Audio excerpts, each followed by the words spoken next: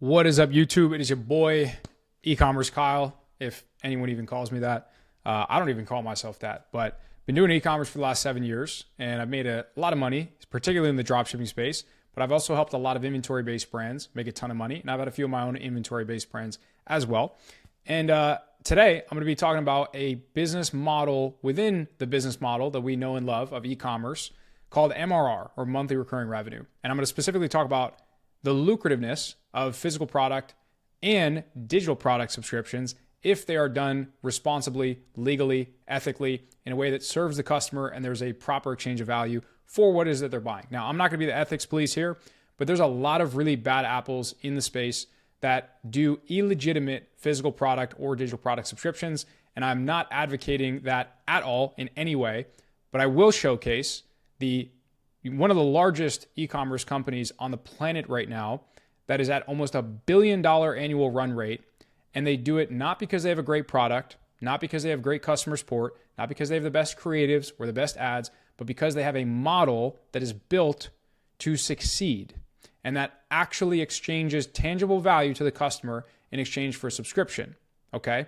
And the company we're talking about, there's actually going to be two of them, but the first one I'm going to talk about is Fabletics. So as you can see, Fabletics has this amazing deal on most new products for their new VIP members. So as you can see, there's a $13.98 for one or a 2 for 24 bottoms deal. There's shorts. They've had these viral deals going on essentially for the last couple of years, and it took the internet and the entire marketplace by storm. And so as you can see on their landing page, they have the option to add, VIP add to bag versus a non-member add to bag, right? Now, most consumers are going to see big, flashy discount, fancy stuff, and they're going to opt in for that regardless of whether they read the fine print. Now, if you do read the fine print, you'll see that you're actually opting in for a subscription. Now, I have nothing against physical product, digital product subscriptions, memberships, etc. when there's a proper exchange of value. But we do have to be mindful that the average consumer is not the smartest person. And so a lot of people are going to overlook this and opt into this accidentally. So if you're setting up physical product subscriptions, you want to do so as ethically as possible. You want to make it very clear the exchange of value that's taking place. You legally have to share. And now, I'm not an attorney, I'm not a legal advisor. So if you're someone trying to sue me, leave, get away. This isn't financial advice, legal advice, whatever. But with all that out of the way, legally, you have to share what the terms are, how to cancel, all that fun stuff in which they have here, right? And being as big of a company as they are, they're going to have a good legal team of advisors making sure that they do everything compliantly and legally, right? And so this isn't a legal thing. This isn't an ethical suggestion. This is just an observation as to what this company is doing and how they have grown to almost $1 billion a year company after probably almost going out of business a couple of years ago. So anyways, most people are going to skip over this, not knowing that they're opting in for a $6 a month subscription. So if you're doing it on your side, I'm not going to tell you what to do, but make it very clear what people are opting in for, very transparent, etc. Transparency is good. Lack of, you don't have problems on the back end with customers. Those are bad. And so we're going to be a VIP and add it to bag, right? So let's go small, VIP add to bag. It's going to make us sign up. And so give me 1 second so I can definitely not make a fake account because that wouldn't be ethical, wouldn't be legal. Okay, so we made an account. And as you can see, we are going to add it to bag. We're going to go through the checkout process, see what that looks like from the customer's point of view. And let's see what we got going on. So going through the checkout, letting it load up. Now, as an e-commerce brand, upsells and cross-sells, absolutely great, fantastic. You want a way to increase the value that you can provide to customers and simultaneously increase the value that you can receive from customers so that you can reinvest into a good team, into a good product, into a good supply chain to, in turn, deliver your current and future customers an even better experience, right? So I'm not going to get into that whole rabbit hole because that could be a whole video in and of itself. But, capitalism is good if you take money and you reinvest it into better experiences. More money equals more current and future value to your customers if you play your cards right, and more profit in your pocket. Nothing wrong with profit, right? So we're going to continue to check out. And as you'll see, if we're on mobile, which I'm going to right click, inspect, check this out on mobile in case you didn't know you could do this, we're going to most customers are going to kind of blindly go through the checkout and they're kind of going to skip over this, which is again, I'm not saying that that's a good thing. That's definitely going to increase their opt-in rate, but it's not a good thing. You have to show that out in the open. And as you can see, legally, they have to share what's going on, right? You're opting in for a subscription. You could skip if you want. That actually applies a store credit, which we'll get to in a second. And there's this workouts, meditation, and fit app that you can get as a VIP member, which is pretty cool. And so we're going to go ahead and go back to the desktop view. And so it's in small print, however you look at it. And so they're kind of not throwing it in the customer's face, and they're doing more of an ask for forgiveness afterwards, as opposed to ask for permission in the beginning type model. Again, I'm not saying whether that's right or wrong. That's just what they're doing and what's probably worked for them. And if a customer misses it, they're probably just pointing fingers at the customer a little bit and then just trying to guide them through coming to a reasonable resolution, right? Now, as you can see, they kind of list out some of the benefits. And again, whether you determine that this is a reasonable exchange of value for the price they're paying or not, in reality, they are getting a huge discount on front-end products. And so that is the first touch point of value. The second touch point of value is that they get access to exclusive perks that non-VIP members don't get. The third is a actual tangible app that they can download, which is kind of cool, that they probably spend a lot of money on, creating and software and all that fun stuff and in keeping up to date. And then you also get a store credit, right? So it's not like this money just goes up in the air, right? Unlike Starbucks gift cards, where there's, I think, $1.7 billion worth of unredeemed gift cards. In this case, people actually have the option to use that credit towards products up to, I think, $100, right? Now, most of the products sell for $100. The cost of goods are probably around 20 or 30 on that. And so if they use that $60 membership on what they think is $100, but is actually cost $30, then they make more profit every single month that the customer has to spend if they have it as a credit. And they can skip months and stuff like that, but most customers probably don't. And so, there is a very strong argument on Fabletics side. There is a ton of exchange of value, and it's just kind of like tucked away and it's not thrown out in people's faces. And I'm sure they have an email blast and things like that in a flow for compliance. But again, I'm not talking legal compliance, but I'm just talking about the business side of things right now. And so they're willing to acquire a customer for a much higher price than most of their competitors. They're probably losing money on the first purchase, knowing that they've ran the numbers, they've done the math, and that they're going to be incredibly profitable on this customer if they stick around on that subscription for 2 or 3 months, whether they actually buy things with the money they're paying for the subscription and getting as credit or not, right? Then we continue to check out, we go down the rabbit hole, and now we're going to get sucked into their subscription, and we're going to be paying $60 a month, okay? Now, this other company, Savage X Fenty, which is Rihanna's brand. It's kind of like a loungewear brand that's inclusive to people of all different colors, shapes, sizes, ethnicities, background, all that fun stuff. And she's actually built a really phenomenal company here, as has Fabletics, right? I don't have that many negative things to say about the companies other than the fact that, a lot of people take this model, or a lot of smaller brands, they emulate after bigger brands without the resources that those bigger brands have, and they can experience problems if it's not run correctly, right? So all these things, you got to do at your own risk, and you have to also be conscious and cognizant of some of the downsides of doing this, especially if you're a smaller company, right? You don't have the right structures and systems in place to kind of withstand this type of model, right?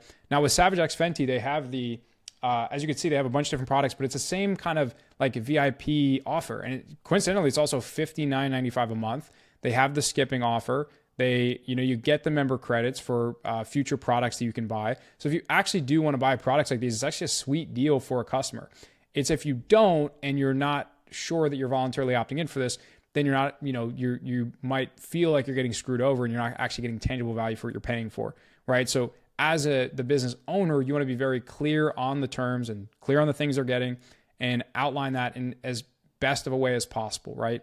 So let's pick a random product and a random size. And as you can see, it just defaults to member add a bag. And I think that's because I already signed up for their membership, but otherwise you would have to voluntarily opt into that. And it would be, pretty obvious if you're a savvy customer that you're opting into that. Although again, everything's in pretty small kind of fine print. So we're going to do member add to bag. We're going to go check out, and we're going to see what their kind of structure looks like. So they have it actually as an item in their cart, which I like more because it gives the customer the ability to remove that very quickly. And again, these are all things that the customer is voluntarily opting into, whether they know it or not. And so you want to have touch points where you're reminding them that that's taking place for the subscription. And so let's go continue to check out. They also have the quick shop, so the upsells and cross sells, all good stuff. And let's see their structure. So they have the shipping, they have the shipping method, payment, review order, and then they also have the reminder here of the rewards membership. Now, they have it kind of tucked in as an item, and I guess that prevents them from having to have this whole laundry list of kind of terms of service and things like that. Now, I'm assuming that for the review order, as Fabletics does, there's a checkbox at the final stage that you have to click that says that you're opting in for a subscription. I'm not sure if these guys have it, but I know Fabletics does. And I know Fabletics is, I'm pretty sure, operating on a Shopify checkout. And they made that mandatory. They made that switch a couple years ago. And a lot of businesses that were getting a lot of subscriptions from people that didn't know they were subscribing to things, they now will opt out because of the last step. They have to click that button that says, I acknowledge that I'm opting into this membership or this subscription, right? And so when Shopify didn't make that mandatory, and I'm not saying that's a good or a bad thing that, Shopify made this thing mandatory, but it increased the amount of good subscribers that actually wanted to opt in, which is good for businesses. And it decreased the amount of people that accidentally stumbled into a subscription they didn't want to be in. That probably caused the businesses headaches later. Chargebacks, refund requests, BBB complaints, the list goes on, right? And you don't want to deal with those headaches, which is why you want to set up an ethical and a proper subscription model and a structure, especially if it's not like an immediate physical product subscription they don't have to think about. There's like work they have to do in order to redeem the credits that you're supplying them. Now, again, I think that this here is a sophisticated model, but I know a lot of companies running it, both small and large, and the compounding of it is kind of ridiculous when we plug in some of the numbers, which I'll do in a second. But anyways, at the last stage, you got to say, hey, I'm opting in. I acknowledge that I'm opting into a subscription. That being said, it does kind of look like an approval of a terms of service that, again, most customers aren't the brightest. And so they're going to skip through. But that is the model. That is the play that has allowed Fabletics to probably be a multi, 9-figure a year company, if I had to guess. And that has allowed Fabletics to do $850 million last year. And they'll probably cross that $1 billion a year in ARR mark this year, which is pretty nuts. Now, I stumbled across these two websites, and they both have these kind of MRR calculators to show how this can be applicable to a business like yours and mine. And I want to make very clear, I have zero affiliation with either of these companies. Many of them exist. They just have a calculator that I'm using for demonstration purposes. But this would apply whether you're doing physical product subscriptions, digital product subscriptions for the most part, and just kind of showcase the power of continuity, the power of LTV, the power of providing tons of recurring value to customers and having an offer that is sticky, that's good, that people stay onto, right? Stay with. And so let's first plug in some numbers here for this subscriptions.io company. So I am going to guess that these guys are doing, at Fabletics at least, maybe Savage X Fenty as well, I think they're similar sizes, is doing north of about, if not south of 500,000 monthly orders, right? Now, these guys are estimating a 70% opt-in rate. I don't know where they're getting that from, but let's take their word for it. And let's say the subscriber value is 35, which in this case, we know it's actually double that, but they don't even have a value that goes higher than 35. Then, which this is actually a pretty good model when it comes to the Fabletics example or the Savage X Fenty example, because if they have a $60 subscription, but they are allowing them to redeem that credit for up to a $100 product that probably cost them $25, then the math actually works out to where they're getting about $35 in gross profit per month per subscriber that buys a product. So you're going to have some subscribers that actually don't buy a product, or they don't buy up to a $100 item. They buy an even cheaper item. And now that's even more gross profit per customer. So it's actually a pretty good estimate as far as like the take home on a monthly basis that the company would make if they're kind of this size, right? So as you can see, month one, 12.2 million net. Month two, 20.8. Month four, 50. And these companies are well beyond month 4 of having implemented a model like this. So you can kind of do the math and you can run the numbers in your head. Most companies wouldn't even like dream of touching $12 million in revenue per year. I think that's like 0.1% of businesses, or even lower than that, let alone 12 million per year in profit or EBITDA, let alone 12 million per month, let alone 50 million per month in profit running a model like this. Absolutely ridiculous, the power of LTV and subscriptions, right? And what's crazy is that this doesn't even include if they were first purchase profitable, which I doubt either of these brands are, because if they're smart e-commerce businesses, they understand the value of LTV, and they're not caring about being profitable on that first purchase because they've run the numbers, they've done the math, and they know that long-term they're making an insane return on every customer they get through the door, right? Even if they leave next month, right? So there's people you could probably, get the subscription, cancel right away, get the cheap product, and run off and be a happy person. But I'm sure most people aren't as smart or intuitive to do that, right? So anyway, so this is one. And now just for like shits and giggles, I have a brand that is doing 6,000 orders per month, and we do not have any subscriptions set up. And I don't plan on setting any up because for the nature of the product, I don't think it makes a lot of sense. But if I were to, it's fun to just punch in the numbers and see theoretically what the outcome could be. That being said, in most cases, these are very, very high aggressive estimates, and it's not actually what's happening.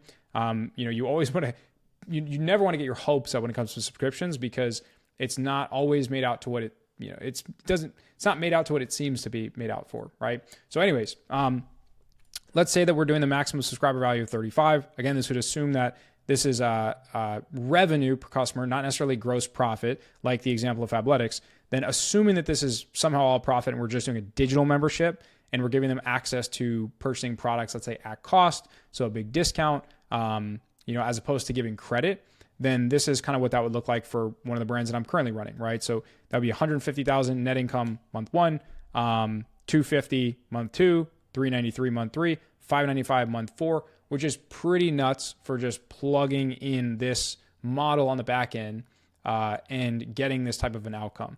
Now, pulling off this model, doing it in a way that you have happy customers and that you have a good, long-lasting business, that part's not easy, which is why there's all these different service providers that are offering this type of a structure. And so it might take some time to find that middle ground between what you charge, what value you provide, what physical products you provide. If you want to offer, store credit and things like that, so you can run the numbers on gross margins and figuring out your profitability and all that fun stuff. But that's what the numbers would look like here. Now, there's this other company that I found. Now, to be clear, again, I'm not affiliated with either of these companies. I do actually know a few people that either I think own, co-own, or are involved in this company, which is kind of like what led me down the rabbit hole of this market a little bit more. And so again, don't advise or condone using this company. I don't also advise or am against it per se. But if we plug in the same kind of numbers for a company like Fabletics, like we just estimated there, and I think the way that I came up with this is that they did $850 million last year, and they're probably about 40-50% online. I think I did like a $50 AOV.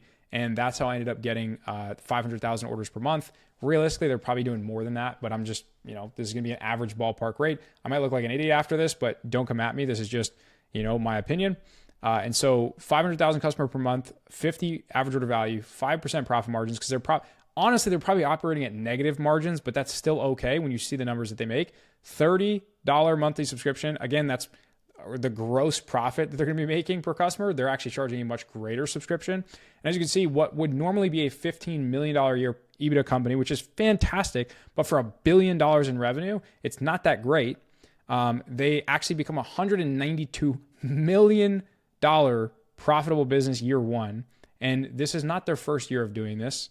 Now, again, I'm not sure that the numbers I don't know how they're doing the calculations here. And I can't say whether or validate this is accurate, but just based on the numbers that they're going at in the model, you can see they go from $2.50 in gross profit per customer to $362 in gross profit per customer based on this model and on the subscription, right? And Fabletics has been doing this for a couple of years now, so you can kind of get an idea of what their profitability might look like. On the conservative side, it might look, I don't know, maybe something here right now. If they're a almost $1 billion a year top line company, they have a slight front end loss, but they've kind of figured out this back end LTV play where, they can literally lose $100 on a customer and still run a 30-40% margin business. Again, those numbers might be a little off, but like you get the point. And so the primary reason me filming this video was just to showcase what this looks like. Now, again, there's a lot of people that don't do this the right way. And I want to stress the fact that you need to make sure that you are providing value to your customer. You need to put your customer first, and you need to express and articulate the value that they're getting from it. You need to send email reminders when their subscription is coming due. You need to express how they are going to cancel. You need to remind them on how to maximize the value of the membership if you are going to do something even remotely close to this. And if you can pull it off and you can do a sort of subscription like this, whether it's digital membership or a physical product subscription. It can be incredibly lucrative when it comes to the long-term lifetime gross profit of your customers. And that's why companies like Savage, X Fenty, and Fabletics can get so far ahead because they're able to outspend everyone else, not because of their product quality, which I'm sure is fine, not because of their customer service, which I know has to be great, given that they're running these types of subscriptions, and not because of their ad creatives, not because of their Facebook ad strategy or their omni-channel presence. Nothing to do with their retail, has nothing to do with their supply chain and whether or not they're selling a product from a US warehouse or a Chinese warehouse. And so which is why I hate getting the questions between the major differences between, D2C and inventory and drops. It's all just e-commerce, and it's just where the product's being shipped from, right? Like that's fundamentally the only difference. Everything else is identical, the marketing, the customer acquisition process. But it's not because of all those things that these companies are succeeding. It's because their model, right? And so maybe right now you are in a vehicle that is proven, but you have the wrong model attached to that vehicle, and you need to explore alternative models. And there's just kind of that reminder to always learn from companies that are a few steps ahead of you or many steps ahead of you or somewhere in the middle, because there's some really, really powerful lessons to be learned from those companies that are crushing it, in which blows our mind on the types of numbers that they're doing and that you would never guess if you didn't actually go into the rabbit hole and really, really understand this whole world, right? So I hope this video was valuable in some way, shape, or form. Again, this isn't me trying to express my opinion on the ethics of a type of model like this, because I don't know a lot of people personally, but I've heard of a lot of people and mutual friends and friends of friends that run this model, not in the best way. And don't be that type of person, right? Put your customer first, run a good business. And if you can maximize your LTV while also ethically providing more value to your customers, then you will win for so much longer than all of your competition that has to fight for those 5, 10, 15% margins on the front end. You can lose 20, 30% margins on the front end, and you can still run a wildly profitable business on the back end if you structure everything properly, and in turn will be profitable, right? So yeah, I hope that provided some value, gave you some clarity on just the MRR model in this business and kind of what's going on in other businesses, to see if it's something that you're interested in exploring, or if it's something that you wouldn't want to touch with a 10-foot pole, because I wouldn't blame you with the amount of issues that you probably have with some customers that just don't see this because it's tucked away and that give you headaches on the back end. But again, that's not what I'm here for. So yeah, hope this helped. Hope this provided some value, and I hope to see you in the next video. Peace.